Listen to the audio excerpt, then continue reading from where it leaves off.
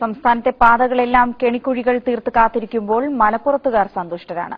ദേശീയപാതകളിലും നഗരപാതകളിലും ഒരു കുഴി പോലും കണ്ടെത്തുക ദുഷ്കരം.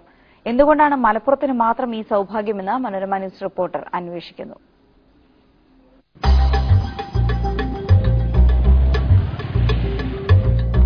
രണ്ടു മൂന്ന് ദിവസം റോഡിലായതുകൊണ്ട് കാര്യമായി പത്രം വായിക്കാനൊന്നും പറ്റിയില്ല. ഇനി കാറിലിരുന്ന് പത്രം വായിക്കാനായിരുന്നെങ്കിൽ സീറ്റിൽ രണ്ട് കൈ കൊണ്ട് മുറുകെ പിടിച്ചാലേ സീറ്റിൽ ഉറച്ചിരിക്കാൻ പറ്റും.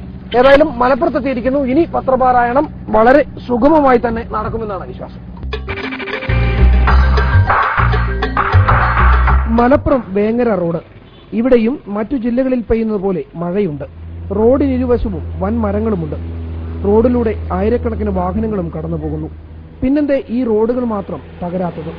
ഒരു കുഴി പോലുമില്ലാതെ കിലോമീറ്ററുകളോളം നീണ്ടുകിടക്കുന്ന റോഡ്. അതിന്റെ കാരണമറിയണമെങ്കിൽ നമുക്ക് ഈ റോഡിലൂടെ അല്പം മുന്നോട്ട് പോകാം. ഇത് പാണക്കാട് ഹൈദരലി ശിഹാബ് തങ്ങളുടെ വീട്. 1 കിലോമീറ്ററിനടുത്ത് PK കുഞ്ഞാലിക്കുട്ടിയുടെ വീട്. അടുത്തടുത്ത് ലീഗിലെ മറ്റു പ്രമുഖരുടെ വീടുകൾ. ഒട്ടേറെ തവണ പൊതുമരാമത്ത് വകുപ്പ് കൈവശം വച്ചിട്ടുള്ള ലീഗ് നേതാക്കൾ വസിക്കുന്ന റോഡ് നന്നായി കിടന്നില്ലെങ്കിൽ അതിന്റെ നാണക്കേട് മലയാളിക്കല്ലേ. അതുകൊണ്ട് ഈ റോഡ് മാത്രമല്ല, ജില്ലയിലെ എല്ലാ റോഡുകളും സൂപ്പറാക്കിക്കൊണ്ട് നടക്കുകയാണ് നേതാക്കൾ.